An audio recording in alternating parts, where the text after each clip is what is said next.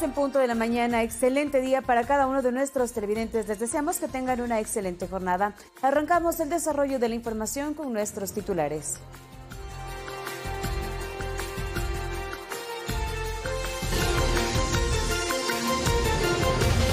El jefe de Estado, Lenín Moreno, presentó a sus nuevos colaboradores.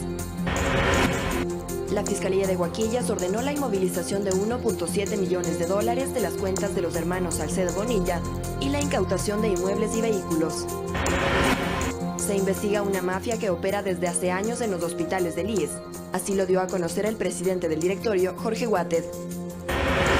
6 de cada 10 infectados con COVID-19 rompieron la cuarentena y circulan libremente por las calles de Quito. Aglomeraciones, ventas ambulantes y personas sin mascarillas se evidenció en la capital. Operativos de control se realizan en algunos barrios del sur. En lo internacional, la presidenta interina de Bolivia, Janine Áñez, da positivo para coronavirus. En los deportes, Ecuador no tendría este año la vuelta ciclística al país, un duro golpe para esta disciplina.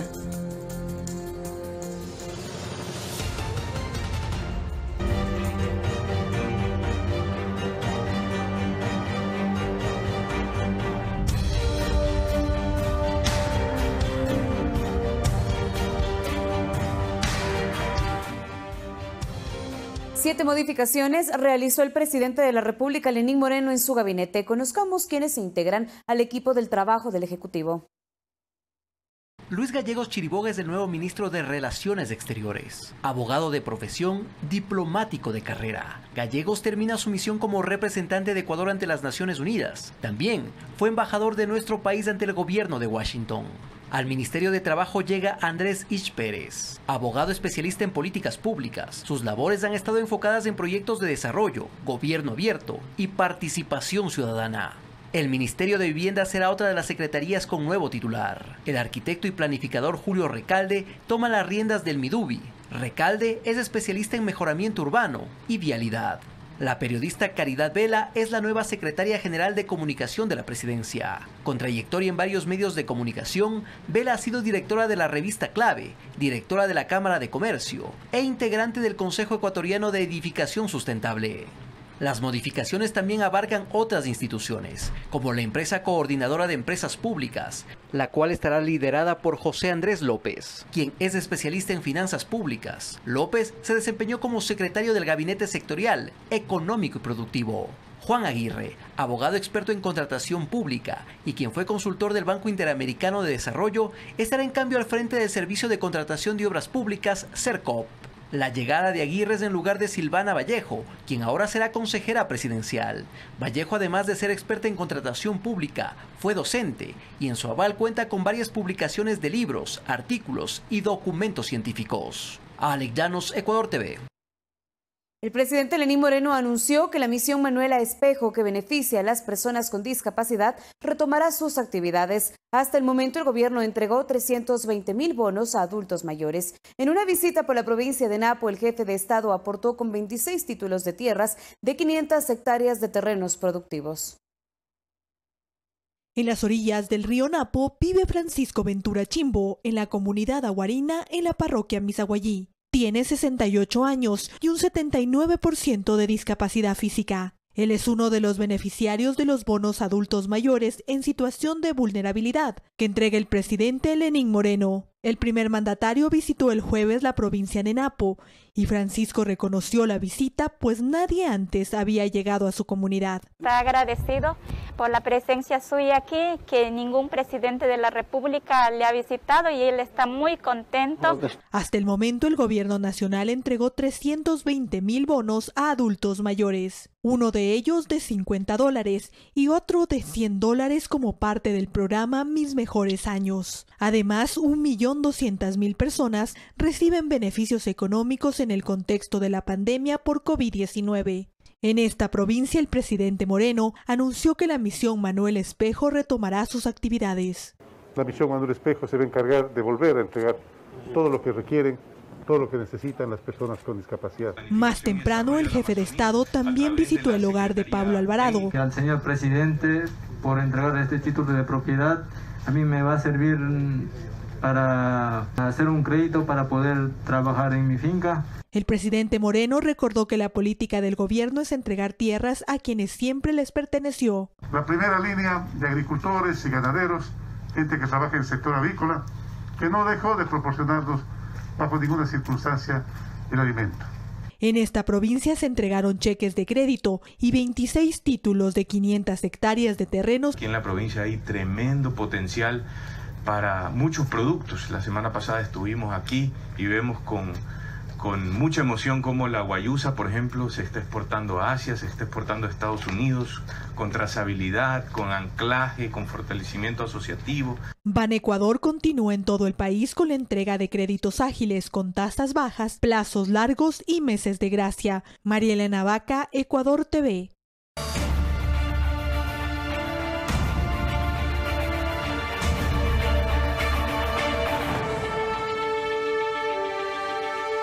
La Banca Popular y Solidaria, además de los sectores productivos, esperan que la renegociación de la deuda ofrezca mejores condiciones para acceder a créditos internacionales que a su vez puedan dinamizar la economía del país. Con optimismo se recibe en el sector cooperativo el plan presentado por el gobierno para la renegociación de la deuda externa, que ha permitido que se baje el riesgo país.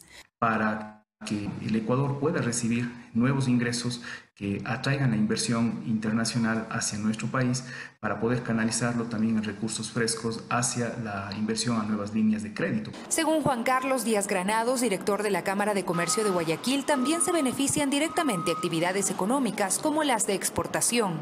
De esta manera, los créditos que las empresas buscan en el exterior para sus operaciones pueden ser de mayor acceso y con tasas más bajas. Sin embargo, apunta que esta renegociación no significa dinero adicional al país, sino un alivio, necesario por cuanto todas las actividades económicas, según sus datos, tienen variación negativa producto de la pandemia. Es importante que haya crédito y liquidez, eso está muy bien.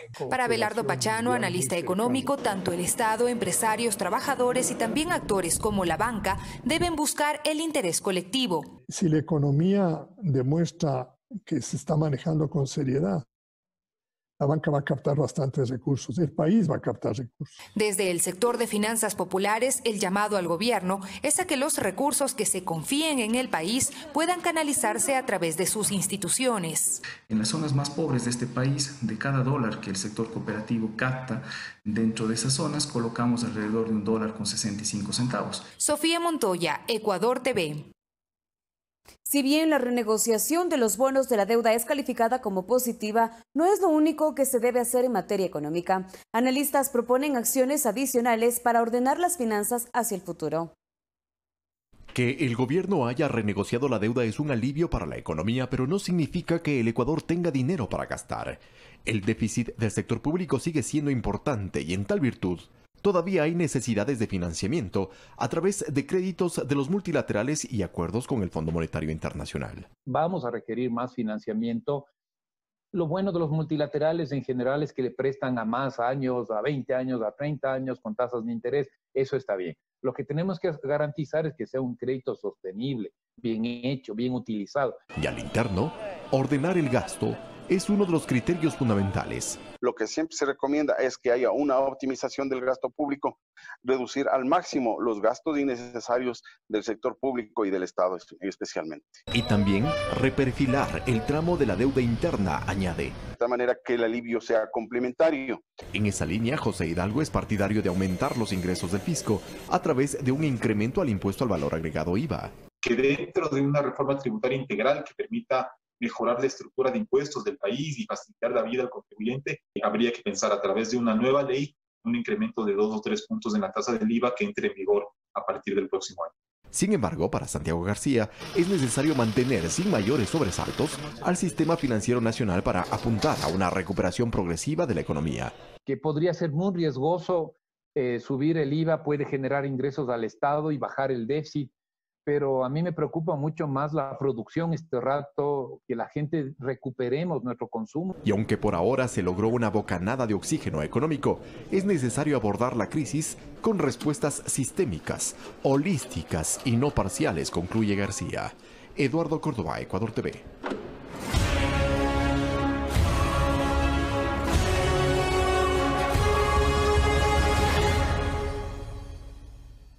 En Huaquillas, provincia de El Oro, la Fiscalía vinculó a los hermanos Salcedo Bonilla por presunto lavado de activos. Además, dictó inmovilización de 1.7 millones de dólares de sus cuentas y la incautación de vehículos e inmuebles. Durante la audiencia de vinculación y el juicio que la Fiscalía lleva a cabo en contra de Noé Salcedo en la Unidad Judicial de Huaquillas, se ratificó la prisión preventiva para Daniel y Noé Salcedo por el delito de lavado de activos. La investigación continuará 30 días más. En su cuenta de Twitter, la Fiscalía anunció la inmovilización de 1.7 millones de dólares que mantenían en sus cuentas y la incautación de 6 vehículos y 6 inmuebles relacionados con las empresas de los procesados. Además, se vinculó a otras 3 personas y a 6 empresas: Jorge Sánchez Montiel, Jorge San Lucas Vanegas, Jonathan Flores Saavedra, quienes serían parte de las empresas de propiedad de los Salcedo: Palille S.A., X-System Compañía Limitada, Merware Group Compañía Limitada, Salnuedam Productions S.A., Industrias Aldanovo C.A., HDC Producciones S.A. El abogado de uno de los implicados objetó la resolución. Este juicio empezó por flagrancia y empezó por $47,000. No puede Fiscalía en forma errada técnicamente venir a investigar desde el año 2014. Noé Salcedo fue detenido en la frontera con Perú el 9 de junio con $47,000 en su poder, cuya tenencia no pudo justificar, luego de que su hermano sufriera un accidente aviatorio y fuera ingresado en una clínica de Perú. Noé está detenido en un centro de privación de libertad en Machala, mientras su hermano Daniel Salcedo se encuentra ingresado en el hospital de Guayaquil y enfrenta 3 procesos judiciales. Mariuxi Buenaño, Ecuador TV. 6 de la mañana con 12 minutos y Daniel Salcedo avanza en su recuperación. La policía solicitó que permanezca en la unidad de cuidados intensivos. Así ingresó Daniel Salcedo el pasado 10 de junio hasta el hospital Guayaquil, luego de su accidente aéreo en Perú. Fue sometido a intervenciones quirúrgicas, pues su estado era delicado. Por tal motivo no fue trasladado a Quito, como lo dispuso el juez. Se determinó que el paciente presentó una inestabilidad en su salud, lo cual definitivamente no da las garantías para que sea trasladado a la ciudad de Quito. Así permaneció Salcedo Bonilla, en coma inducido, dentro de la unidad de cuidados intensivos. Días después, su defensa informó de avances en su salud. Ya no estaba intubado y despertó, pero surgió otra novedad. Tenía episodios de lucidez y confusión. Esto los médicos lo determinan como delirio. Esto impidió que Fiscalía le tome la versión por el caso de delincuencia organizada y su defensa solicitó se le realice una pericia médica. Ahora imágenes al interior del nosocomio dan nueva información sobre el avance en su salud. Está caminando, recibiendo terapias físicas e incluso pasó a la sala de hospitalización. En ese momento se tomó contacto con el jefe del área y se le consultó si efectivamente se iba a dar ese traslado. Ratificó que las condiciones de salud y que él como jefe del área estaba informando que iba a ser trasladado a hospitalización. Sin embargo, por petición de la policía, Salcedo retornó a la unidad de cuidados intensivos. Para garantizar el estado de salud y sobre todo garantizar también la seguridad del ciudadano Salcedo. La defensa de Salcedo indica que la pericia que solicitó ya se ha realizado. Esto será determinante para volver a considerar su traslado a Quito. Luis Alfredo Zúñiga, Ecuador TV. Otro amigo de Daniel Salcedo vinculado en actos de corrupción es Abraham Muñoz, el mismo que lo denunció por suplantar su identidad. Muñoz vendía medicamentos donados para combatir el coronavirus y estaría enfrentando un proceso por asociación para delinquir. En días pasados, Abraham Muñoz, cercano a Daniel Salcedo, denunció la suplantación de identidad, hecho que se registró cuando Salcedo intentaba huir de Ecuador en una avioneta que se estrelló en Perú. Tuvimos una amistad, pues no por medio del entrenamiento y lo que son situaciones deportivas, todo eso, pero más de cosas de yo que sepa de él, de negocios o cosas de él. Él claramente está manifestando que él no tiene absolutamente nada que ver ni con asociación ilícita, ni con ninguno de los hechos que lo relacionan. El jurista Hernán Pérez asegura que esta acción se trataría de una estrategia en medio de las investigaciones por varios delitos. Que para distanciarse del principal acusado tenía que iniciar algún tipo de acción penal o alguna cosa que a ojos de la opinión pública y de la Fiscalía lo ponga lejos de sus actividades. Después de esto, se conoció que Muñoz a través de redes sociales vendía el medicamento Aptenra, antiinflamatorio para combatir el COVID-19. Pérez menciona esta participación y vinculación con Daniel Salcedo como asociación para delinquir. Y formaría parte de toda esta trama de corrupción, porque aquí se han cometido un delito organizadamente. Otra vez volvemos a la figura del crimen organizado. Con respecto al estado de salud de Salcedo, menciona. Entiendo que en un momento va a dejar la casa de salud, porque no puede estar ahí para eternas memorias. Así que en algún momento ya va a ser dado de alta y deberá ser transferido a la cárcel. Porque lo que está haciendo con esta posición es tratando de socavar la investigación de la Fiscalía. Guadalupe Ayoví, Ecuador TV. Según el presidente del directorio del Instituto Ecuatoriano de Seguridad Social, Jorge Guátet, se investiga una mafia que opera desde hace años en los hospitales del IES. Las irregularidades van desde sobreprecios, venta de medicamentos, jubilaciones anticipadas por discapacidad, entre otros. La falta de medicinas en el Seguro Social es la misma receta que se aplica a la mayoría de los afiliados. Por ejemplo, la medicina no dan porque dice que no hay. Madre gemelar, solo me dieron ácido fólico y en un papelito escrito a mano. Pero también es una de las causas por la que sus directivos han iniciado acciones administrativas, pues el desabastecimiento estaría vinculado a una red que trafica con la salud de los afiliados. Mediante oficio, el IES ha pedido un inventario de la entrada y salida del medicamento Aptenra que Abraham Muñoz promocionaba en redes sociales hasta en $1.000. Muy probablemente sea parte de la misma corrupción que nos topamos en las bodegas del Teodoro Maldonado, del cual su bodeguero ya está detenido. Más de $1 millón encontramos en facturas cuya medicina no se podía identificar si había ingresado y había salido. O que abrías las cajas y la medicina que decía que era no era. Entonces esos mismos medicamentos se los volvían a vender al Instituto Ecuatoriano de Seguridad Social. También se investiga a quienes se habrían jubilado anticipadamente gracias a los carnés de discapacidad. Un incremento de estas solicitudes, y esto cuando tú analizas con las solicitudes del carnet, con las importaciones de vehículos, las tendencias son iguales. Índices que también alcanzan a los trabajadores de esta entidad social, donde cerca de 90 personas cuentan con el carnet de discapacidad. El personal que haya incurrido en actos de corrupción será desvinculado y enfrentarán un proceso de coactiva, mientras las denuncias están en manos de la Fiscalía. Mariuxi Buenaño, Ecuador TV. 6 de la mañana con 18 minutos y este jueves de forma reservada se desarrolló en la Corte Provincial de Justicia de Pichincha la audiencia de apelación a la resolución de nulidad dictada por la jueza de Pichincha, Ana Guerrón, el pasado 2 de marzo dentro del proceso que se abrió para investigar los hechos ocurridos en las manifestaciones de octubre de 2019, en donde se incendió el edificio de la Contraloría General del Estado. Esta decisión fue impugnada por la directora nacional de patrocinio de la Contraloría, María Lorena Figueroa. La Fiscalía acusa a los 27 procesados por sabotaje, paralización de un servicio público y destrucción de registros. En otro tema, Facebook desarticuló una red de troll centers que operaba en Ecuador y también en Canadá con el objetivo de difundir noticias falsas. Esta organización, que reveló en una investigación el portal Código Vidrio, estaba liderada por ex colaboradores del gobierno de Rafael Correa.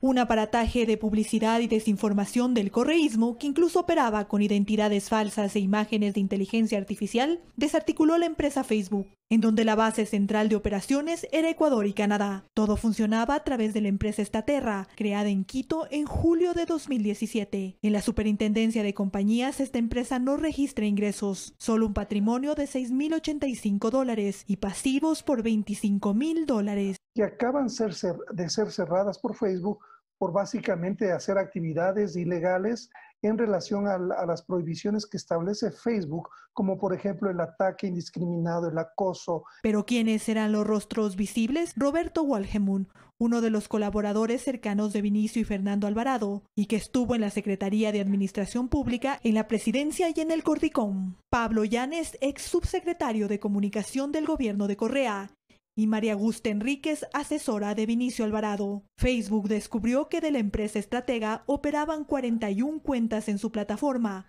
77 páginas web y 56 cuentas en Instagram. y jugaron un papel importantísimo también dentro de esta estrategia para copar las redes y acosar a los opositores, a los periodistas y a los antagonistas políticos. Esta empresa entregó una pauta por $1.3 millones a Facebook. La fuerza de esta red se evidenció con la publicación de noticias falsas durante los primeros días de la crisis sanitaria por COVID-19. Actualmente, el principal accionista de esta red, Roberto Walgemund, fue designado como veedor del Consejo de Participación Ciudadana para el concurso de frecuencias. Hemos ya impugnado oficialmente, el Arcotel hemos enviado un oficio impugnando a esta nueva persona, que es el señor Walgemund justamente, quien conocemos que tiene una trayectoria muy cercana al presidente Correa y quien justamente el día de ayer también ha sido denunciado por el manejo de un troll center en Canadá. Me parece que lo coherente es que él desista de esta candidatura, de esta proposición, como de ser veedor de un concurso de frecuencias, porque básicamente está en duda su actuación, porque hay una investigación abierta. Esta investigación de Código Vidrio ya está en manos de las autoridades, pero Facebook seguirá limpiando su plataforma de noticias falsas. Marielena Vaca, Ecuador TV. Y un total de 621 solicitudes recibió la Agencia de Regulación y Control de las Telecomunicaciones, Arcotel, para el concurso de adjudicación de frecuencias. La transparencia es el principal objetivo con el que se quiere desarrollar este proceso. Y es bajo esta premisa que se realizó la constatación de solicitudes y documentación, con la presencia de un notario público, para vigilar la transparencia que arranca con 621 propuestas a ser evaluadas. Los participantes, desde la convocatoria del proceso hasta el 7 de julio del 2020, tuvieron 52 días para ingresar sus solicitudes y documentación de respaldo en una plataforma creada por la Arcotel para este efecto. El cumplimiento de los requisitos se lo realizará hasta el próximo 27 de julio y solo las que superen esta etapa continuarán en el proceso de adjudicación de frecuencias. Reiteramos que el proceso de adjudicación de las frecuencias de radio se ejecuta en condiciones de transparencia y seguridad jurídica. Un proceso por demás esperado por los concesionarios, quienes confían que el actual concurso democratice el espectro radioeléctrico, respetando principios como la libertad de expresión. Nosotros estamos en este proceso más de 10 años, cerca de 13 años y medio, estamos en el proceso de los concursos de frecuencias y queremos, solicitamos e insistimos que se solucione ya. Es por ello que en el Arcotel no se oponen a las veedurías, pero esperan que estas, además de técnicas, no tengan conflicto de intereses. Alex Llanos, Ecuador TV. Preste atención: a quienes les redujeron sus salarios por la emergencia sanitaria puede realizar una actualización de la proyección de gastos 2020 previo a la declaración de impuestos. Este proceso debe realizarlo en línea y deben hacerlo únicamente quienes, sumados todos sus salarios, tengan un tope superior a $11.315. Hasta agosto, los ecuatorianos deben realizar una actualización a la proyección de gastos con miras a la declaración de impuestos. Pero a diferencia de años anteriores, este 2020 tendrá una consideración, ya que a quienes le redujeron sus salarios como parte de la crisis sanitaria podrán actualizar esta información y reducir así sus impuestos. Deben declarar impuestos quienes sus salarios acumulados de todo el año sean superiores a $11.315. Ellos deberán tributar desde el 5 al 35% dependiendo de su remuneración. Puede ser que muchos contribuyentes no lleguen a la base imponible. Al no llegar a la base imponible, ya no tendrían que hacer la declaración de renta. Y por consiguiente, si tienen retenciones a su favor, podrían solicitar la devolución. En otro sentido, si es que sí llegamos a la base imponible, haremos una actualización de nuestra proyección de gastos personales. Si a usted le redujeron el salario, deberá actualizar esta información. Por ejemplo, si su sueldo de enero a marzo fue de $1.200, debe multiplicar $1.200 por 3 meses, enero, febrero y marzo, es decir, $3.600 en total. Pero si su sueldo se redujo en un 20% desde abril y, por ejemplo, ganará $1.000, debe multiplicar $1.000 por los 9 meses restantes desde abril hasta diciembre, es decir, $9.000. A fin de año, su monto total de declaración será $12.600 y no $14.400 como planificó en enero. Ahora, como la situación ha cambiado, ya no pienso gastar en investimento y he aumentado mis gastos, por ejemplo, en salud, en alimentación. Entonces, yo puedo hacer este reajuste para que mi proyección sea mucho más real. Los montos máximos deducibles son de $3,677.38 por los conceptos de alimentación, educación, arte y cultura, vestimenta y vivienda, y $14,709.50 por concepto de salud. Si usted tiene alguna enfermedad rara, catastrófica o huérfana, podrá declarar hasta $22,630 por este padecimiento. María Elena Vaca, Ecuador TV.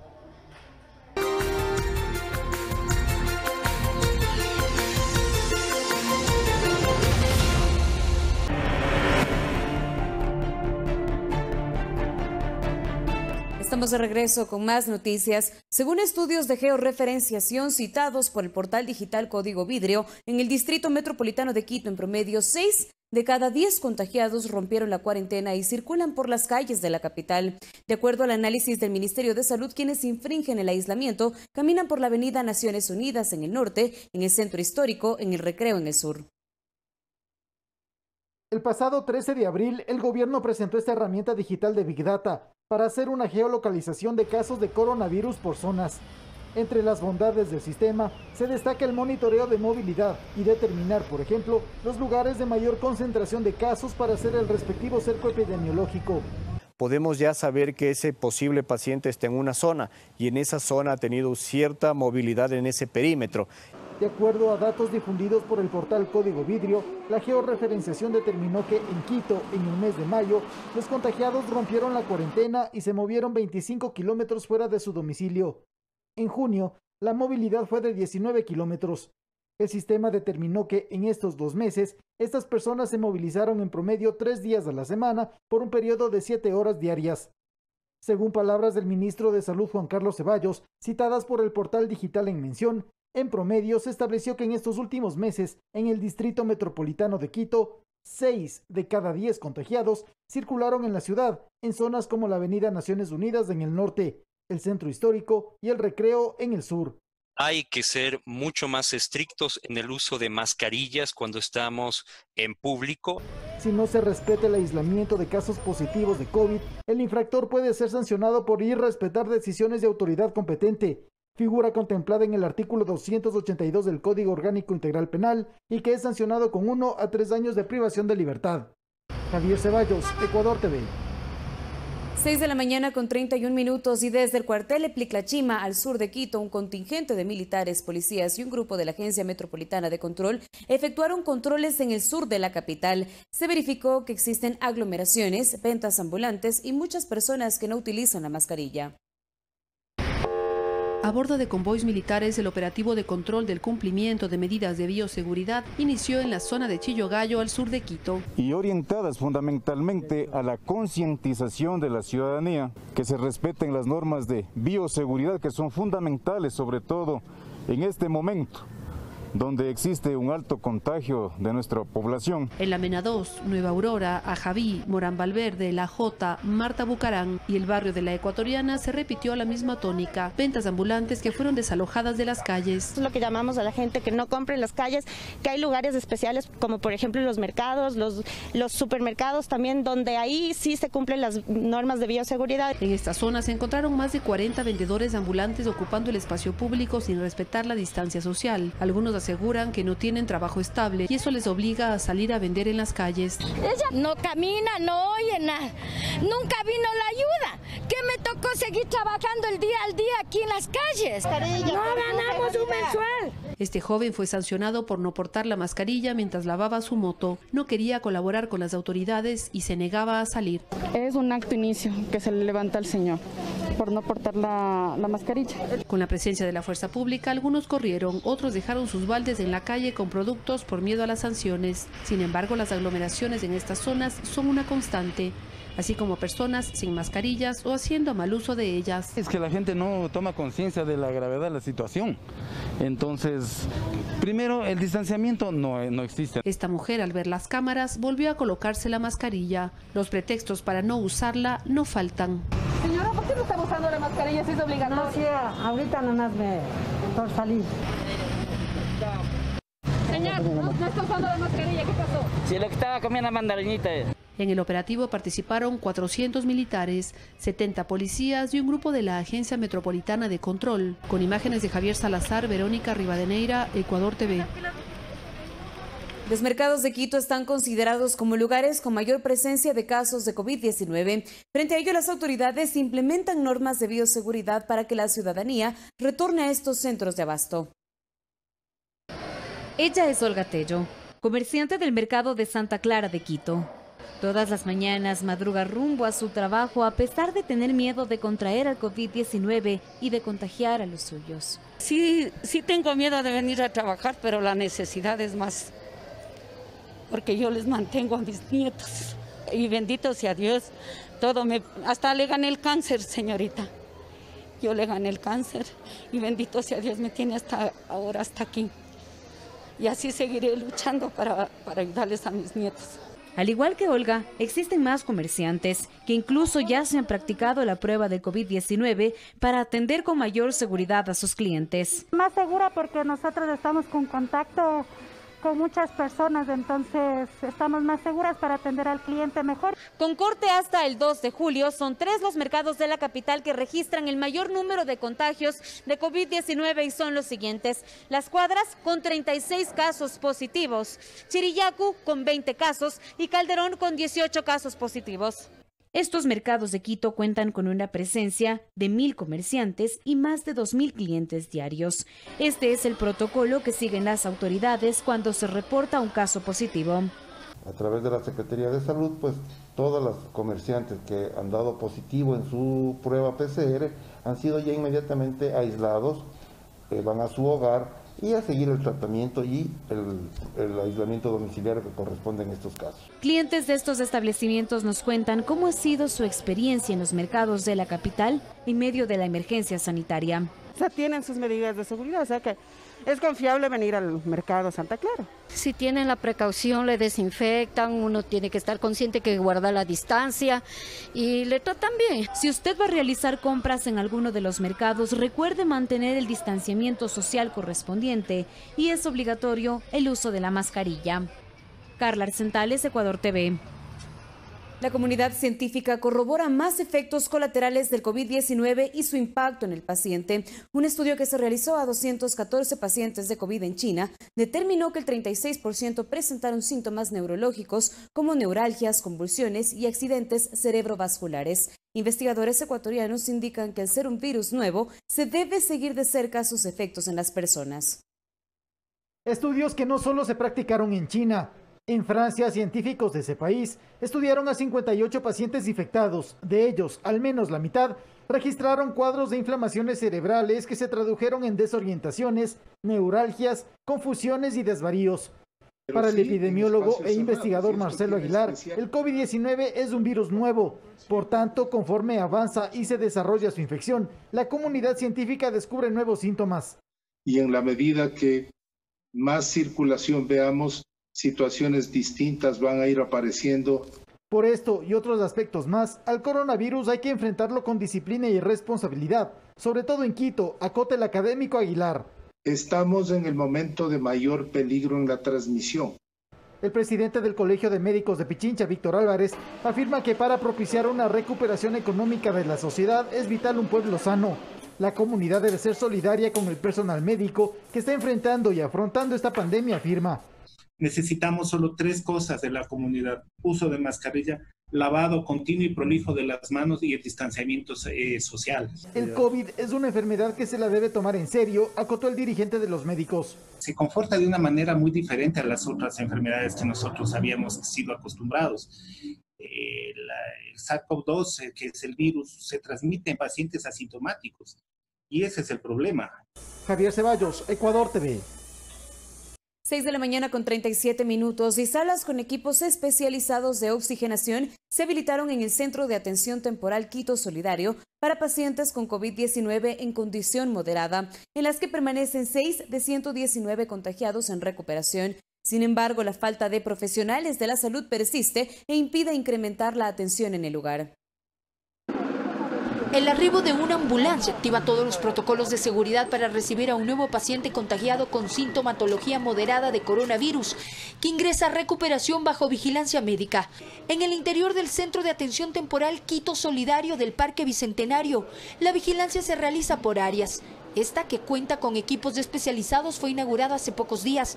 Evita que los pacientes regresen al sistema de salud, que opera al máximo de su capacidad. Tienen mecanismos de oxigenación mucho más especializados, que no son invasivos, porque no tenemos sala de cuidados intensivos. Hasta la tarde de este jueves permanecían 6 infectados. Es incorporar 10 médicos de emergenciólogos y 10 estudiantes de posgrado de los últimos años. La capacidad total de atención es para 320 pacientes y solo están ocupadas 119 camas. De esta cifra, 28 ciudadanos están en aislamiento, aguardando el resultado de la prueba PCR. Ellos permanecerán en albergues municipales porque no tienen a dónde ir. ¿Pero por qué no se ha incrementado la capacidad de atención? La mayoría de profesionales están vinculados con actividades de atención primaria de salud.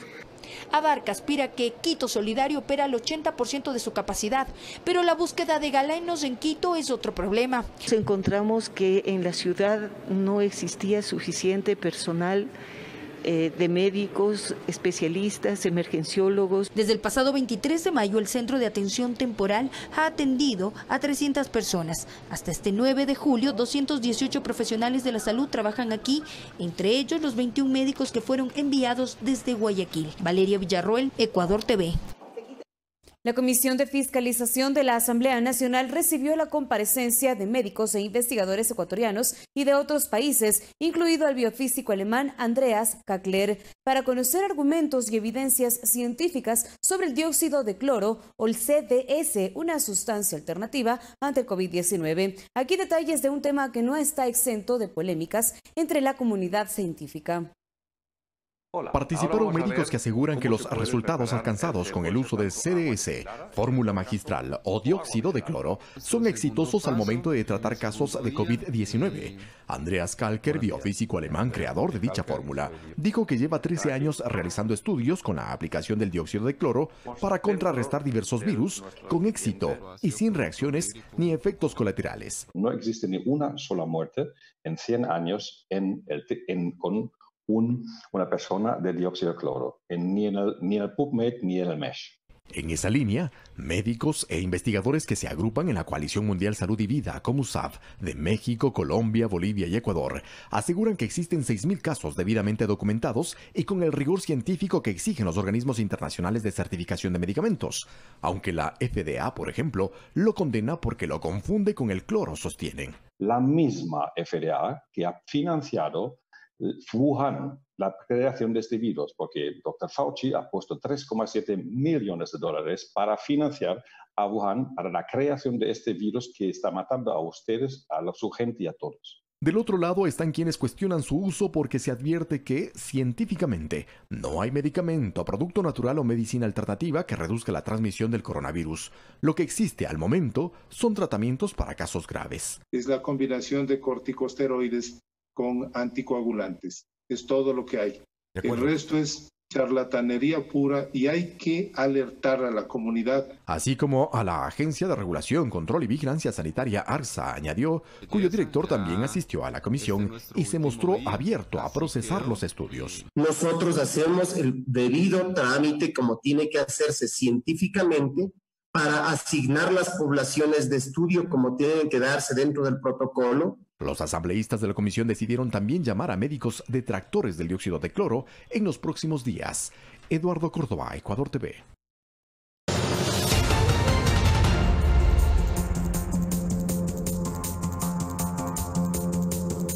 6 de la mañana con 42 minutos y en el desarrollo de las noticias del mundo a través de su cuenta de Twitter, la presidenta interina de Bolivia, Yanine Áñez, informó que dio positivo para COVID-19. También anunció sus planes de trabajo luego de contraer la enfermedad. Escuchemos el mensaje de la presidenta. Junto con todo mi equipo hemos estado trabajando por las familias bolivianas durante todo este tiempo.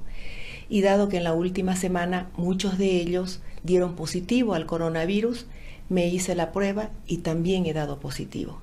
Voy a estar en cuarentena durante unos 14 días hasta que me haga una nueva prueba para ver cómo estoy. Me siento bien, me siento fuerte, voy a seguir trabajando de manera virtual desde mi aislamiento y quiero agradecer a todos los bolivianos y las bolivianas que trabajan por ayudar en esta crisis sanitaria que tenemos. Juntos vamos a salir adelante. Que Dios los bendiga. Y 2 días después de que Estados Unidos anunciara su salida de la Organización Mundial de la Salud, el organismo llamó a la unidad global para derrotar al nuevo coronavirus. Además, anunció la creación de una comisión independiente que analice su gestión de la crisis sanitaria. Las divisiones de la comunidad internacional hacen que el coronavirus gane terreno. Así lo advirtió en Ginebra el director de la Organización Mundial de la Salud, 2 días después que Estados Unidos confirmara su retirada de la institución, por lo que llamó a la unidad al resto de países. Es un momento para la autorreflexión, para observar el mundo en el que vivimos y encontrar formas para fortalecer nuestra colaboración mientras trabajamos juntos para salvar vidas y llevar esta pandemia bajo control. El titular de la OMS además informó de la creación de una comisión independiente que revisará la actuación del organismo en la actual pandemia. Será un grupo de expertos responsables políticos quienes estudiarán qué puede hacerse para evitar que la actual tragedia se repita en el futuro, según informó el propio director Tedros Adhanom. Esta estará presidida por la ex primera ministra de Nueva Zelanda, Helen Clark, y la expresidenta de Liberia y Premio Nobel de la Paz, Ellen Johnson Sirleaf, quienes además elegirán al resto de integrantes. En noviembre se publicará un informe preliminar y en mayo estarán listas las conclusiones al completo. Coralía Pérez, Ecuador TV.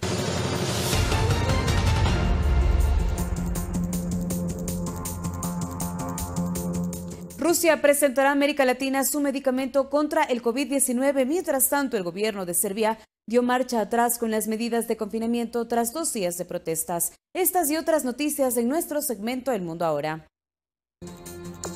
Avifavir, el medicamento ruso contra el nuevo coronavirus, se presentará este viernes en América Latina. Con ello iniciarán las negociaciones para la adquisición del fármaco que, según el ministro de Salud de Rusia, Mikhail Murashko, no será el único medicamento que el país desarrolle. Se estima que habrá no menos de 3 o 4 vacunas disponibles contra el virus que llegarán a la etapa de producción industrial. El Reino Unido se enfrenta a una de las recesiones más severas que jamás se haya visto, y para superarla planea incentivar el empleo y el consumo. Para ello, Rishi Sunak, ministro de Economía, anunció una baja del IVA en la hostelería, reducción del 50% del precio en bares y restaurantes para los clientes, baja de impuestos inmobiliarios, ayudas al empleo juvenil y la eficacia energética, además de la inversión en infraestructuras. Luego de 2 días de intensas protestas, el gobierno serbio decidió dar marcha atrás con la reactivación del confinamiento. Los ciudadanos se oponían a la medida al considerarla una jugada política del Ejecutivo, que solamente suspendió el anterior periodo de cuarentena para desarrollar las elecciones parlamentarias del 21 de junio pasado. El gobierno de Aleksandar Vučić anunció un conjunto de nuevas medidas que podrán incluir penalizaciones para las personas que no lleven mascarillas y la reducción de horarios de los clubes nocturnos. Pero no se aplicará el confinamiento obligatorio ni toques de queda. El Acuario Sunshine de Tokio inauguró este jueves su nuevo tanque panorámico de 14 metros de ancho, en el que los visitantes pueden disfrutar de una experiencia envolvente entre medusas. Se trata de un amplio espacio en una habitación semioscura que permite apreciar de mejor forma a los animales. El acuario cuenta en total con 6 depósitos, incluido uno con forma de túnel y otro tipo pantalla. Así se consagra como el más grande para la visualización de estos animales en Japón. Coralía Pérez, Ecuador TV. 6 de la mañana con 47 minutos y es momento de hacer una pausa aquí en Telediario. No se despegue de nosotros, que ya se viene Fanático con las noticias deportivas.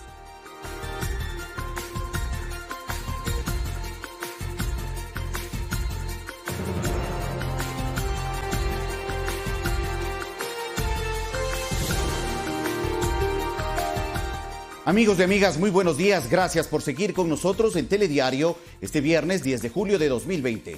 Bienvenidos todos.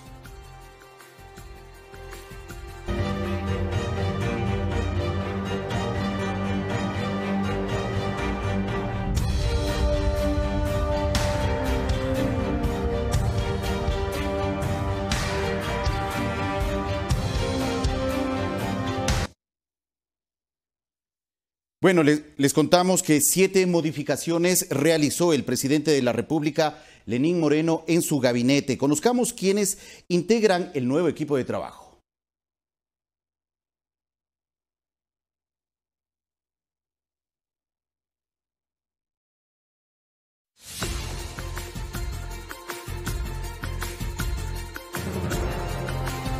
Luis Gallegos Chiriboga es el nuevo ministro de Relaciones Exteriores. Abogado de profesión, diplomático de carrera. Gallegos termina su misión como representante de Ecuador ante las Naciones Unidas. También fue embajador de nuestro país ante el gobierno de Washington. Al Ministerio de Trabajo llega Andrés Ich Pérez, abogado especialista en políticas públicas. Sus labores han estado enfocadas en proyectos de desarrollo, gobierno abierto y participación ciudadana. El Ministerio de Vivienda será otra de las secretarías con nuevo titular. El arquitecto y planificador Julio Recalde toma las riendas del Midubi. Recalde es especialista en mejoramiento urbano y vialidad. La periodista Caridad Vela es la nueva secretaria general de comunicación de la presidencia. Con trayectoria en varios medios de comunicación, Vela ha sido directora de la revista Clave, directora de la Cámara de Comercio e integrante del Consejo Ecuatoriano de Edificación Sustentable. Las modificaciones también abarcan otras instituciones, como la Empresa Coordinadora de Empresas Públicas, la cual estará liderada por José Andrés López, quien es especialista en finanzas públicas. López se desempeñó como secretario del Gabinete Sectorial, Económico y Productivo. Juan Aguirre, abogado experto en contratación pública y quien fue consultor del Banco Interamericano de Desarrollo, estará en cambio al frente del Servicio de Contratación de Obras Públicas, CERCOP. La llegada de Aguirre es en lugar de Silvana Vallejo, quien ahora será consejera presidencial. Vallejo, además de ser experta en contratación pública, fue docente y en su aval cuenta con varias publicaciones de libros, artículos y documentos científicos. Alex Llanos, Ecuador TV.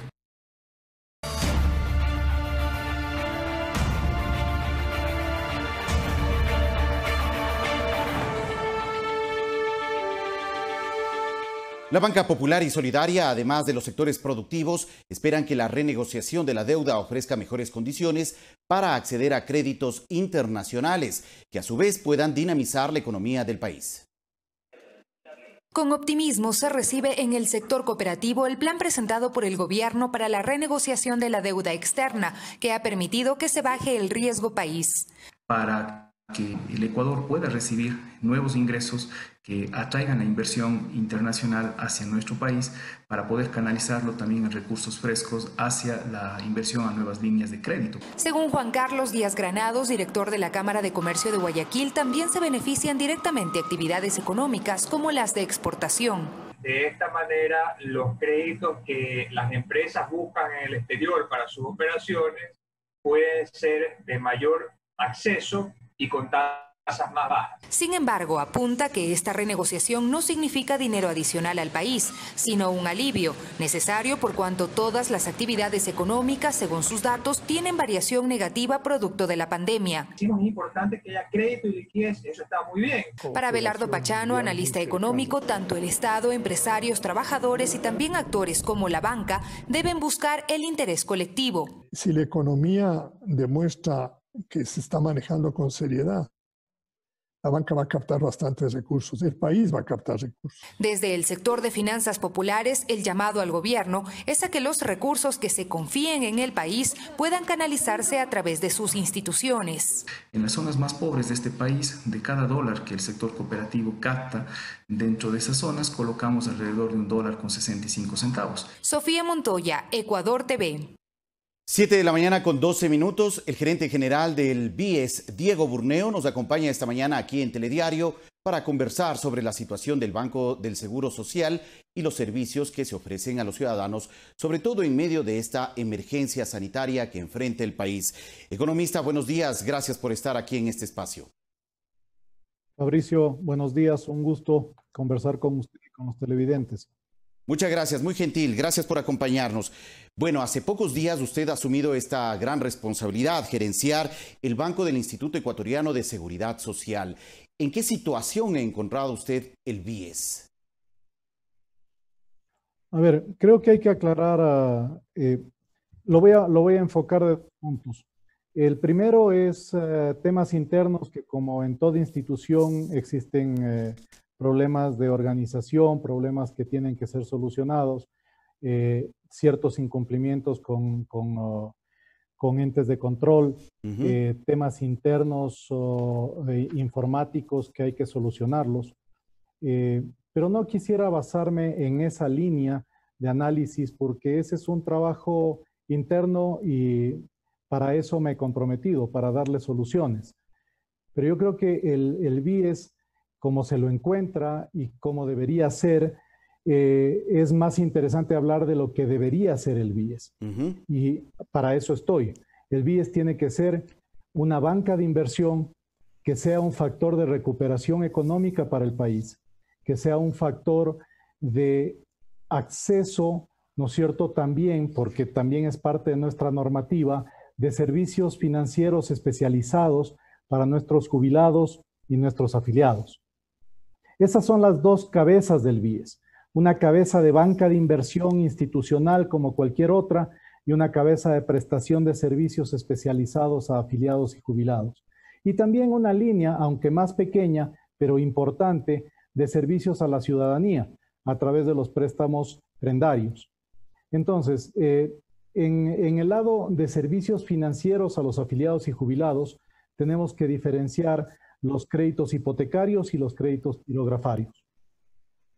Los quirografarios en este momento se han transformado en un vehículo de asistencia y de campear un temporal complicado después de la crisis del COVID y de la crisis económica, porque les permite a los afiliados tener ingresos adicionales para enfrentar gastos que fueron de alguna manera complicados al haber mermado los ingresos, sobre todo en el sector público, pero también en el sector privado. Y los créditos hipotecarios, que son los créditos que normalmente se trabajan y es el interés más grande de la gente, de los afiliados, de tener su casa propia, estamos no solo reactivándolos, estamos analizándolos también. Porque yo en esto, si me permite un minuto más, claro que sí. Creo que debemos estar muy claros que el post-COVID, o mejor dicho, la época después de la crisis económica y de la pandemia, es una época muy diferente a la época anterior. Y nosotros tenemos que ser muy cuidadosos y asesorar a nuestros afiliados que posiblemente sus oportunidades, su capacidad de repago haya cambiado.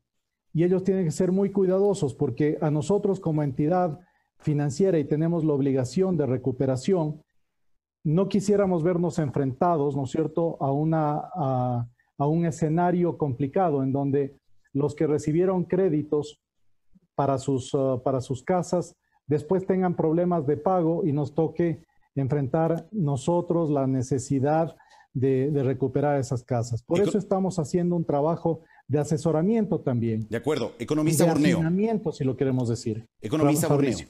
Vamos por partes. Usted ha hablado que estas tres cabezas que existe actualmente en el BIES, de prioridades y de objetivos que ustedes como institución están atendiendo, que se enfocan en estos servicios ciudadanos reflejados en los prendarios, en el tema de la banca de inversión y en el tema de la prestación de servicios, sobre todo para jubilados y afiliados. En lo que tiene que ver con la prestación de servicios, en cuanto a los créditos quirografarios e hipotecarios, ¿cómo marcha este tema de la recuperación de cartera de estos créditos que se han entregado en el tema de quirografarios e hipotecarios? ¿Cómo marcha? Ahora ha cambiado un poco el escenario y seguramente cambió el escenario luego de estas semanas de crisis que ha enfrentado el país por el tema de la pandemia.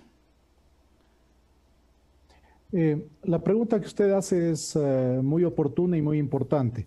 En realidad es evidente y es natural que en una época que está comenzando, esperemos que sea así, a salir de una crisis, la tasa de morosidad en los créditos hipotecarios suba, porque, como mencionaba, mucha gente ha mermado sus ingresos y otras personas han inclusive perdido sus trabajos. Pero ese es para mí uno de los problemas menores, si lo podemos decir así. Yo creo que en recuperación tenemos que hablar no solo del post-COVID o luego de la crisis, tenemos que hablar del pre-COVID, de lo que pasó antes de la crisis. ¿Y qué pasaba? Y esa es para mí la mayor preocupación. ¿Cómo tenemos que hacer para recuperar la plata que el banco ha entregado a afiliados en el pasado y varios afiliados que en 1, 2, inclusive 3 años no han pagado sus cuotas?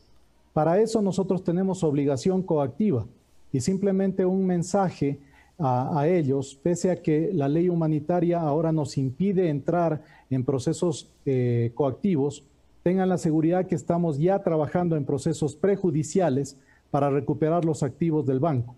Economista, ¿y a qué porcentaje alcanza el nivel de morosidad o de incumplimiento de estas obligaciones de pago al BIES antes incluso de la presencia de la pandemia?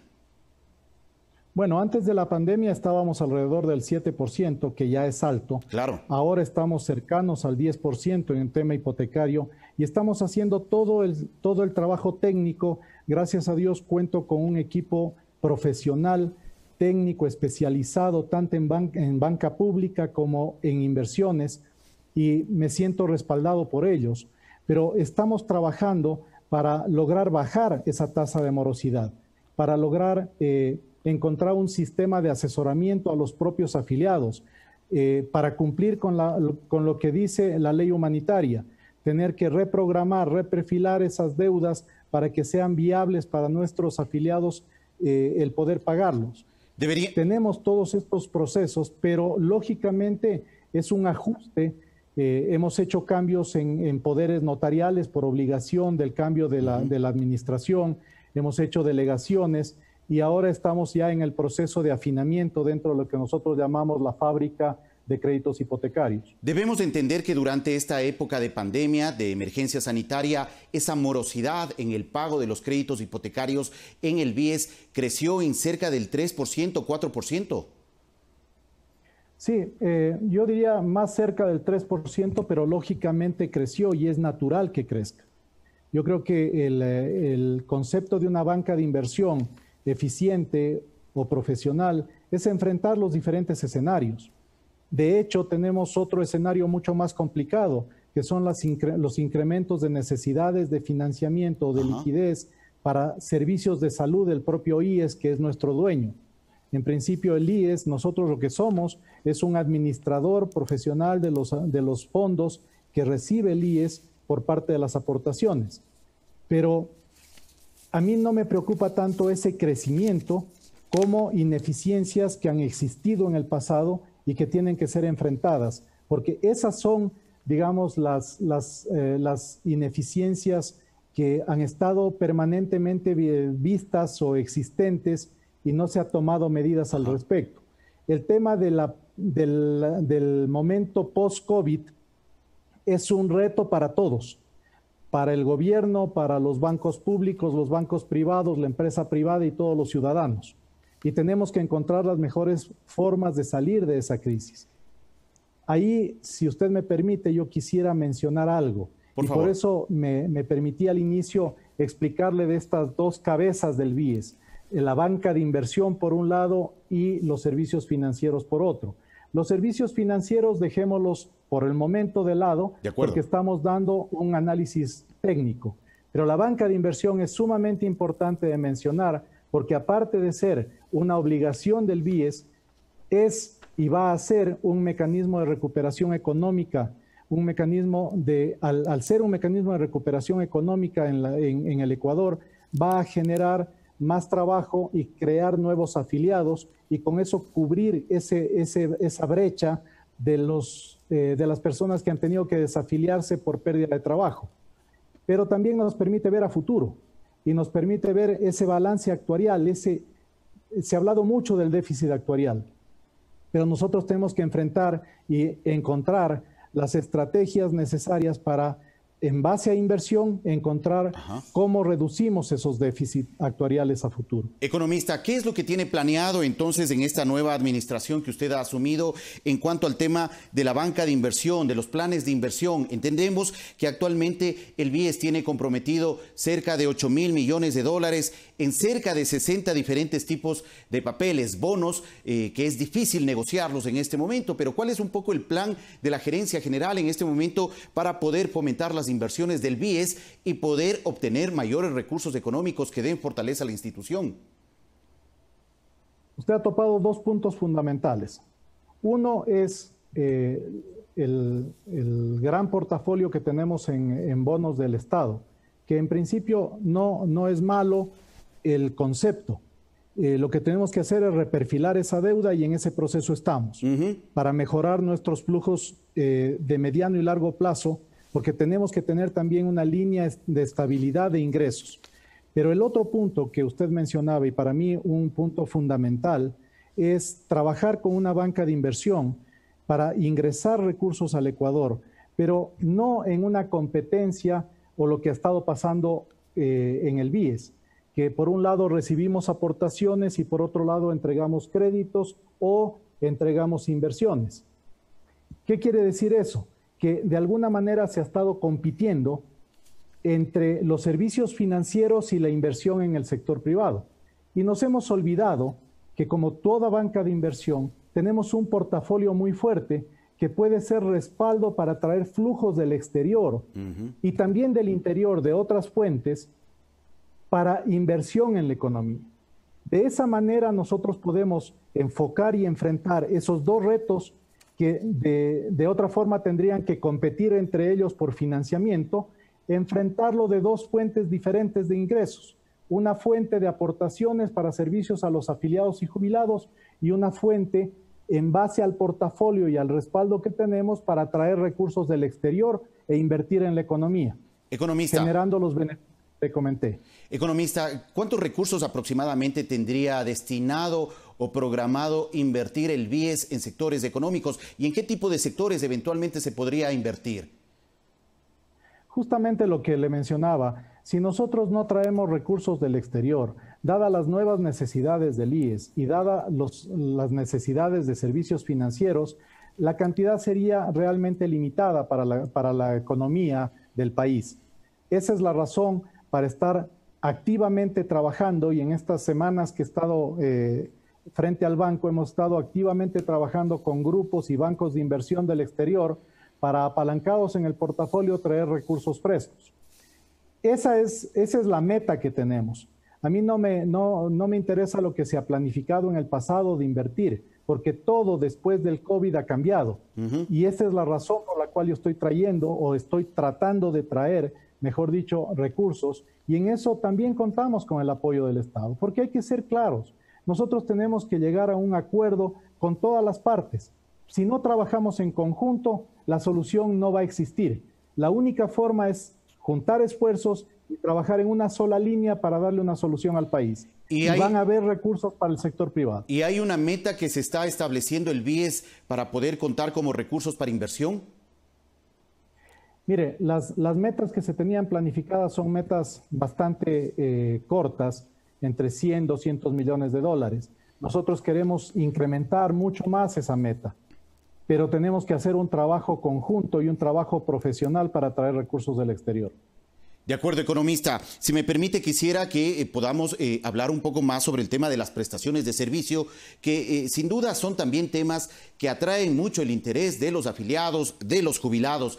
En el tema de los hipotecarios, ¿todavía se están ofreciendo créditos hipotecarios?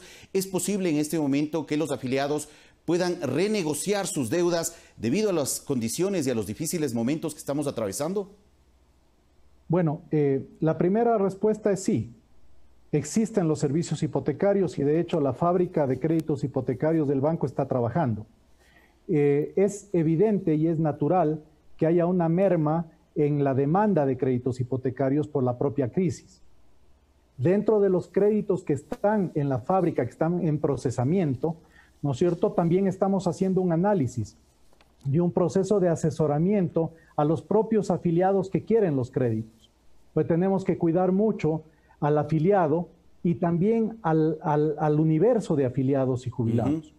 Entonces, la respuesta de si hay créditos hipotecarios es sí, sí hay créditos hipotecarios. Lo que sí tenemos que hacer es revisar cuáles son las condiciones antes de la crisis, cuando hayan solicitado los créditos y ahora debido a su nueva capacidad de pago. Eso en un lado. En el otro lado, en quirografarios tienen todos los servicios y de hecho hemos entregado créditos quirografarios más allá de la planificación. Estamos con un 126% de ejecución y tenemos entendido que el segundo semestre del año será algo similar. Entonces, los servicios financieros a los afiliados y jubilados están llegando. Lo único que estamos siendo es cuidadosos al asesorar a los propios afiliados. Ahora, respecto a su segunda pregunta sobre refinanciamientos, quiero dividirlo en dos partes. Una, en la obligación legal que tenemos por la ley humanitaria de reprogramar, y en el BIES se ha tomado la decisión de que las cuotas que generalmente se han dado impagas entre marzo, abril, mayo y junio, se las pase al final de la amortización, para no afectarle al afiliado subiendo la cuota por el tema de distribuir esas cuotas, sino lo hemos pasado al final, para que se vea más protegido el afiliado. La reprogramación o el refinanciamiento también está implementado y eso lo tenemos ya hace varios meses en el BIES. Hay la posibilidad, dependiendo de cada caso, ¿verdad?, de solicitar el refinanciamiento hasta 30 años de plazo, ¿no es cierto?, con varios meses de gracia en términos de capital. Pero también, para hacer ese proceso de refinanciamiento, se necesita tener un análisis adicional sobre las condiciones específicas actuales de cada afiliado. Ajá. Todos pueden, sí, hay problemas a veces en el tema de la gran cantidad de gente que está tratando de entrar al sistema informático y a solicitar información. Hay que tener un poco de paciencia, estamos tratando de solucionar esos problemas, pero también pueden venir al balcón de servicios. Y la lógica es entregarle una asesoría. No muchas veces lo que uno piensa que es lo mejor termina siendo lo mejor para el afiliado. Y esa es la parte que estamos tratando de mejorar. De acuerdo, economista, es importante también aclarar esto que usted ha mencionado, que se está fortaleciendo la atención en línea para los afiliados para que puedan cumplir con sus trámites, estos procesos de reestructuración de deudas y demás, porque sí se han presentado quejas desde distintos afiliados sobre procesos que no se conectan adecuadamente con este servicio de línea. ¿Qué es lo que pasa con el pago de las pensiones a los jubilados? Ese también es otro tema que genera mucha atención en este momento. Bueno, yo me he expresado ya en algunos medios indicando que mi trabajo fundamental es darle la liquidez que el IES necesita. No importa cuál sea el escenario al que enfrentamos, la banca de inversión está para eso, para enfrentar escenarios. Y mucha gente se preocupa y se habla de la desinversión. La desinversión per se no es mala si tenemos un plan de reinversión. La desinversión es mala cuando simplemente vamos en decrecimiento y no volvemos a reinvertir. Pero la desinversión es importante en momentos de estrés de liquidez, porque en ese momento tenemos, ¿no es cierto?, que tener mecanismos de tesorería y de desinversión para atender las necesidades del IES, porque la prioridad 1 es servir a los jubilados y a los afiliados. Y con toda la tranquilidad técnica le puedo decir que los jubilados van a ser pagados en este año sin problemas. Podemos tener ciertas pequeñas demoras, pero no vamos a tener problemas. ¿De cuántos beneficiarios estamos hablando? A ver, tenemos un universo de 3 millones de afiliados, más o menos, y un universo de casi 400,000 jubilados. No es fácil el reto, pero tenemos que enfrentarlo y darle soluciones. Pero están asegurados y comprometidos los pagos de las pensiones para los afiliados. Sí, señor. De acuerdo. Muchas gracias, economista, por la información compartida. A usted. Gracias, muy amable. Agradecemos. Un placer, Fabricio. Gracias por su apoyo. Dígame. Muchas gracias, economista, por la información. Estaremos en contacto próximamente para conocer también cómo marcha el trabajo, esta responsabilidad que ha asumido hace pocos días el economista Diego Burneo, flamante gerente general del BIES, del Banco del Instituto Ecuatoriano de Seguridad Social. 7 de la mañana con 33 minutos. Hacemos una pausa. Regresamos en breve.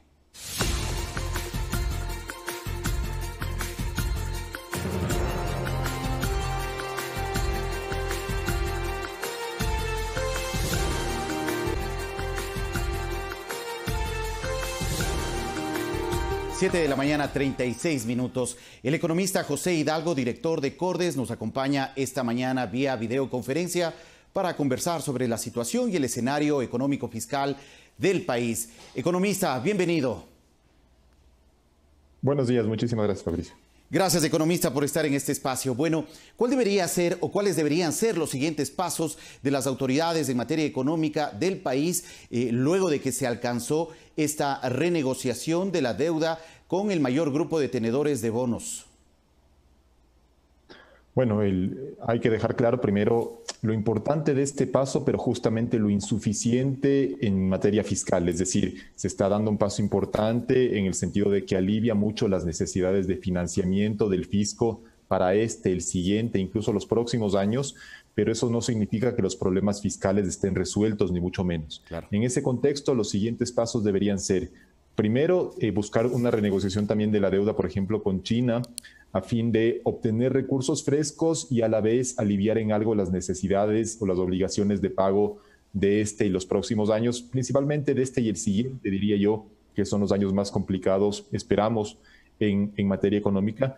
Y luego, obviamente, el otro paso fundamental que tiene que dar el gobierno es seguir ordenando las finanzas públicas, lo que en mi opinión no se limita, empieza así, pero no se limita exclusivamente por el recorte del gasto, que sigue siendo una tarea pendiente de parte del gobierno, sino que también debería incluir un incremento en los ingresos fiscales, seguramente a través de una mayor recaudación tributaria, y esto a su vez seguramente a través del incremento en algunos impuestos, yo diría en el IVA, que es un impuesto efectivo, no demasiado regresivo, eficiente en su cobro, pero para resumir, digamos, a este primer paso que se ha dado se tienen que sumar necesariamente otras acciones que permitan el ajuste fiscal y el orden en las finanzas públicas. De acuerdo, economista. Vamos por pasos. Usted ha planteado que uno de los pasos importantes es la renegociación con la deuda que actualmente el país mantiene con China. ¿Por qué es necesario renegociar esa deuda? ¿En qué condiciones se han establecido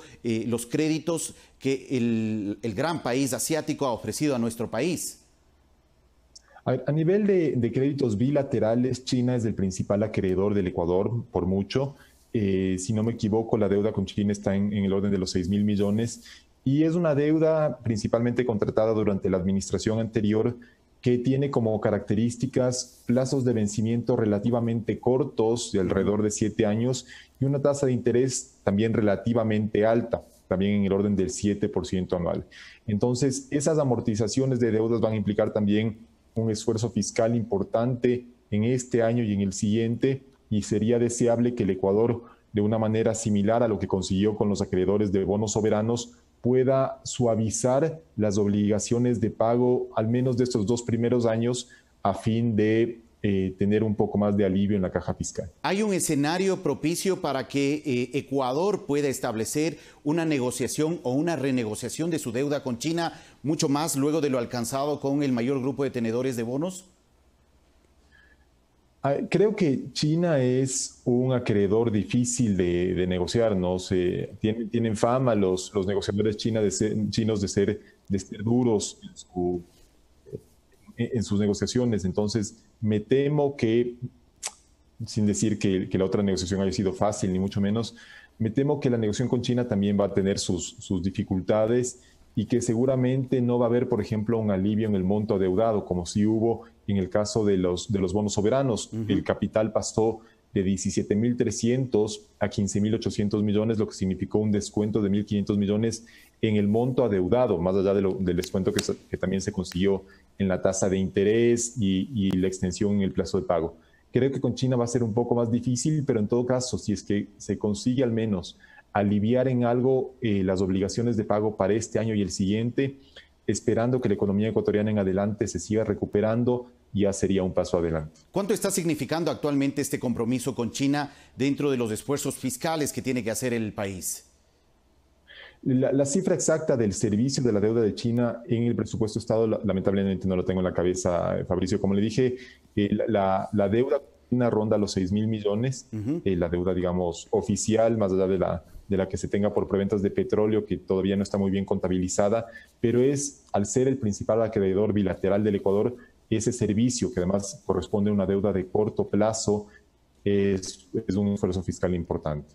De acuerdo, economista. El otro paso que usted sugiere a las autoridades económicas que se pueda tener en cuenta es el poder seguir ordenando las finanzas públicas. Y para ello, entre las opciones, usted ha planteado el poder incrementar la recaudación tributaria con la revisión del IVA. ¿Qué otro tipo de medidas se podrían pensar en este sentido? Sí, a ver, insisto en que dentro de un paquete que incluya medidas de ajuste fiscal, la primera tiene que ser un recorte del gasto. Estamos viendo que el nivel de gasto, por ejemplo, en nómina sigue siendo sumamente elevado, de casi 10 puntos del PIB a nivel del sector público no financiero, y se ve que el Ecuador no tiene ingresos suficientes para hacer frente a un nivel de gasto en nómina de semejante magnitud. ¿Cuál debería ser el ideal en ese punto, economista?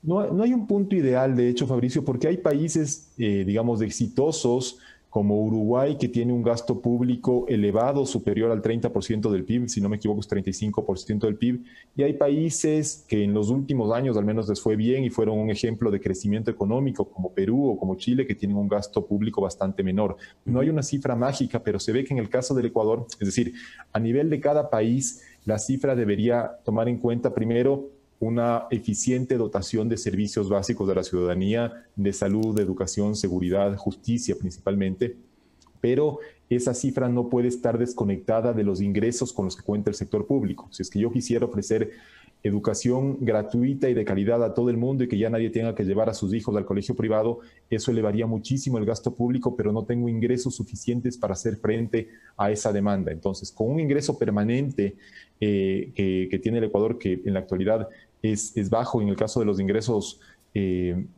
tributarios, si no me equivoco, está de cerca del 10-11% del PIB, entonces estamos hablando de una necesidad de reducir el gasto permanente. Y en ese contexto, entonces, un gasto en nómina del orden tal vez del 8% del PIB sea más sostenible en el largo plazo. Pero obviamente, si es que bajamos del 10% al 8%, significaría en términos de dólares un ahorro cercano a 2.000 millones de dólares, que no sería suficiente para cerrar la brecha fiscal. Y por eso es que yo insisto en que el ajuste fiscal no puede recaer exclusivamente en el lado del gasto, sino que tiene que verse complementado por un incremento en los ingresos. Y aquí voy a su pregunta. Un incremento en el IVA yo creo que podría darse a partir del año 2021. Tal vez este contexto obviamente no es el más favorable para un impuesto que necesariamente afecta al consumo, pero no puede ser un incremento impositivo aislado de otras medidas que favorezcan o que mejoren la estructura tributaria del país. Es decir, en el Ecuador tenemos un montón de impuestos, algunos de ellos temporales, creados justamente para sortear urgencias fiscales y que generan dolores de cabeza no solo al SRI, sino también al contribuyente. Entonces, lo ideal sería tener una mejor recaudación tributaria, pero también una mejor estructura tributaria, con pocos impuestos, pero eficiente. Todavía hay problemas tributarios en cuanto a la evasión, por ejemplo. Ahí se podría llevar a cabo un reajuste que permita obtener mayores recursos económicos para el fisco. Sí, seguramente. Obviamente no tenemos la cifra de cuánto puede ser el nivel de evasión, pero el Ecuador es un país todavía con un nivel de informalidad sumamente alto y obviamente por su naturaleza el sector informal no paga impuestos. Si usted compra un jugo en la calle, una empanada en la calle, no está pagando ningún tipo de impuesto, lo que sí hace en caso de comprar eso mismo en un supermercado. Hay también seguramente evasión a nivel de impuesto a la renta, personas que no pagan todo el impuesto que deberían pagar. En el caso del IVA, más allá del tema de la informalidad, al menos en el sector formal, hay una recaudación, yo diría, bastante eficiente porque hay una medida que relaciona la tasa del IVA con la recaudación como porcentaje del PIB y en esa medida el Ecuador está relativamente bien posicionado frente a otros países de la región. Pero claramente en el Ecuador, como en general en los países en desarrollo, hay espacio para mejorar la recaudación a través de recortar la evasión fiscal. De acuerdo, economista, esta última negociación de la deuda con el mayor grupo de tenedores de bonos que llevaron a cabo las autoridades de Ecuador ha permitido al país ahorrar aproximadamente unos 1.500 millones de dólares. Este ahorro que está enfrentando ahora el país, ¿cómo debería reorientar esos recursos económicos? ¿Cuál debería ser la prioridad de las autoridades económicas frente a ese logro que se ha alcanzado? Sí, yo haría ahí un par de comentarios pequeños, Fabricio, porque me expresé mal. A ver, el ahorro efectivamente en el monto nominal de la deuda es estos 1.500 millones que usted menciona, pero a eso se tiene que sumar también una reducción en la tasa de interés promedio y una extensión en los periodos, en el periodo de pago. Entonces, el valor presente de los flujos de deuda se va a reducir, según cálculos del gobierno, en 50%. Y de hecho el presidente dijo que en los próximos años se liberarían 16.000 millones. Ahí va en el segundo comentario ya más relacionado con su pregunta. Que el Ecuador haya conseguido un alivio en los pagos del servicio de los bonos soberanos no significa que ese dinero ahora esté disponible para otros gastos. El Ecuador sigue teniendo un déficit fiscal sumamente elevado, lo que significa entonces que ahora ese déficit es un poco menor y que las necesidades de financiamiento son también un poco menores. Pero eso no significa que ahora podemos utilizar esos recursos que antes iban a destinar al pago de la deuda para otros fines, porque son recursos que tampoco sabíamos de dónde los íbamos a sacar. El Ecuador está buscando ahorita fuentes para cerrar la brecha fiscal, que ahora, insisto, es un poco más chiquita que antes, pero sigue siendo muy grande. Entonces, lo que tiene que hacer el Ecuador es, una vez que ha conseguido este alivio en el pago de la deuda externa, seguir optimizando el gasto a fin de que la brecha fiscal se vaya cerrando, porque de lo contrario, la deuda que ahora estamos no dejando de pagar, sino dividiendo el pago en un periodo más largo, se va a seguir acumulando en los próximos años mientras el Ecuador mantenga un déficit fiscal muy alto. Entonces, lo que queremos evitar a toda costa es que de aquí, por ejemplo, a los próximos 5 años, el Ecuador haya vuelto a endeudarse otra vez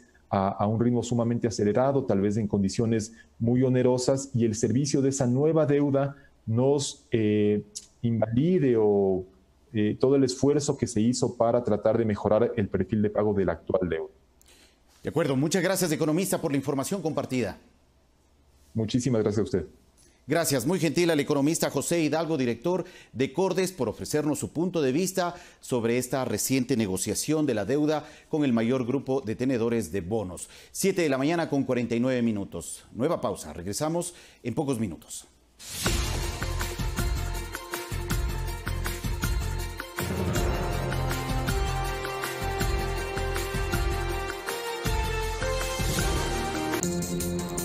Siete de la mañana, 52 minutos. Les contamos que el uso de la bicicleta se ha incrementado en 700% aquí en Quito. Autoridades del municipio informaron que existe un nuevo trazado de ciclovía para promover una movilidad sostenible en la ciudad. Nuestra compañera Verónica Rivadeneira nos ofrece los detalles de esta decisión que han adoptado las autoridades capitalinas desde el norte de la ciudad. Verónica, buenos días. Buenos días, Fabricio, un saludo para ti, para toda la audiencia de Ecuador TV. Los saludamos desde la avenida Amazonas, en donde se ha visto una afluencia de ciclistas quienes ya van acudiendo a sus sitios de trabajo. Saludamos en este momento a Adriana Ávila, la arquitecta Ávila es gerente de operaciones de la movilidad, y vamos a consultarle con respecto a si es que este trazado de la ciclovía va a incrementarse, llegar hasta el sur de la ciudad. Así es, está previsto que una vez que terminemos del tramo del Amazonas, desde Labrador hasta la Orellana, en la semana aproximada del 20 de julio entraremos al sur de la ciudad. Más o menos esto será hasta la Condorñán. ¿Y más o menos cuántos kilómetros serían de trazado de ciclovía? Más o menos la ciudad sería el 30% de los 67.5 kilómetros, más o menos está aproximado que en el sur de la ciudad sea el 20 kilómetros, un poco más. ¿Cómo se va a trabajar en el tema de la seguridad vial, de la educación vial, mejor dicho? Porque existen muchos conductores que no respetan a los ciclistas, muchos ciclistas que no respetan tampoco las señales de tránsito, está en rojo, cruzan con la bicicleta, peatones que tampoco respetan. ¿Qué hacer en este ámbito para que sea un modo seguro y que no existan accidentes que lamentablemente ya han ocurrido, arquitecta? Sí, justamente esto es un proceso, hay que trabajar mucho en educación vial, como usted menciona, campañas de comunicación, porque en realidad vemos la señalización, la simbología que es conocida a nivel internacional y no la entendemos, no sabemos qué significa el color verde, no sabemos qué significa este trazado que vemos de la intersección, estos cruces, la caja de seguridad, tanto incluso de los cruces seguros peatonales. Eso hay mucho que trabajar y sí, es un tema de campaña comunicacional que debemos impulsar. ¿Qué pasa con este respeto para el ciclista y para que el ciclista también respete las señales? A veces existen invasiones de vía y también conductores que irrespetan, le pitan excesivamente al ciclista. ¿No existe una convivencia realmente en este ámbito de la seguridad vial? Justamente lo que mencionaba, el tema de la educación vial es importante mejorar para que exista una buena convivencia. Ahora no todos irrespetan, ¿no? Eso creo que es en toda modalidad de movilidad hay estos inconvenientes que no son muy frecuentes, pero sí existe y en eso hay que trabajar justamente por lo que tú mencionas para mejorar esa convivencia.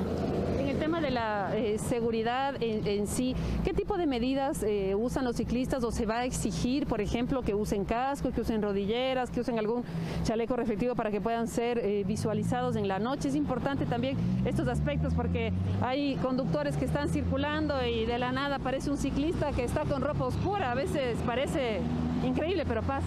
Sí, en realidad hay ya ciclistas que son más expertos, que ya saben estas medidas de seguridad en el que tienen, como tú señalabas, vestimenta reflectiva o la misma bicicleta tiene iluminaciones para que sean que sean adecuadamente vistos, ¿no? Digamos, esta ciclovía ha hecho que incentive el uso de gente que no era tan experta y que se tiene que ir adaptando a las medidas de seguridad. Eso también hay que comunicarlo. El tema del casco es muy importante. El tema también, bueno, en estos tiempos, obviamente la mascarilla y tener todos estos componentes, tanto en la bicicleta como en la vestimenta, que sean visibles y principalmente en la noche. ¿Existen otros países, arquitecta, en los cuales existen sanciones incluso para los ciclistas que infringen las leyes de tránsito, países europeos, Estados Unidos, que no se puede invadir vías, no se puede hacer esto porque son sancionadas las personas? Acá solamente son los conductores de vehículos sancionados. Así es, no hay normativa al respecto. Creo que primero hay que dotarles de infraestructura adecuada antes de pensar en multarles. Sin embargo, existe la ley de tránsito en el que multa al vehículo por invasión de las ciclovías. Entonces eso habría que mirar. Como te decía, no se ha dotado de infraestructura adecuada antes como para pensar en multarles. Primero hay que dotar de infraestructura segura, darles reglas de juego claras para empezar a pensar en otro tipo de regulaciones. En otro aspecto, representantes de Viceacción o de algunos colectivos, ellos mencionan que están de acuerdo con la ciclovía, pero algunos grupos consideran que tendríamos que tener una convivencia en general en la vía, que se pueda la bicicleta ocupar el espacio del vehículo, la moto de igual manera, y se promovería este respeto sin que exista una ciclovía. Existen grupos que piensan esto, no sé si es que se ha estudiado esto al respecto. Sería ideal que en una misma vía convivan todos los modos de movilidad sin ningún inconveniente y haya una convivencia adecuada, pero digamos es un poco complejo llegar a eso con nuestra conducta actual. Se ha visto que estamos un poco, nos falta trabajar en ello. Como te decía, sería lo ideal. Sin embargo, en la ley de tránsito sí estipula que la vía es para uso de todos. En la vía entonces puede convivir auto, bicicleta, todas las modalidades, obviamente a excepción del peatón, que él tiene su espacio en la acera porque es lugar de resguardo. Eso. Muchas gracias. Agradecemos a Adriana Ávila, gerente de operaciones de la movilidad, que nos ha comentado la necesidad de educación vial, de mayor respeto por parte de los ciclistas, conductores y peatones, todos de las normas de tránsito. Continúas tú con más, Fabricio. Buenos días.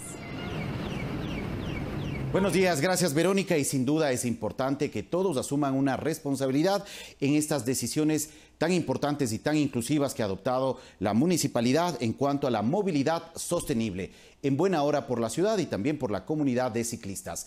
7 de la mañana, 59 minutos. Estamos finalizando Telediario. Gracias a todos por acompañarnos y esperamos que tengan un gran día viernes. De inmediato viene Café TV.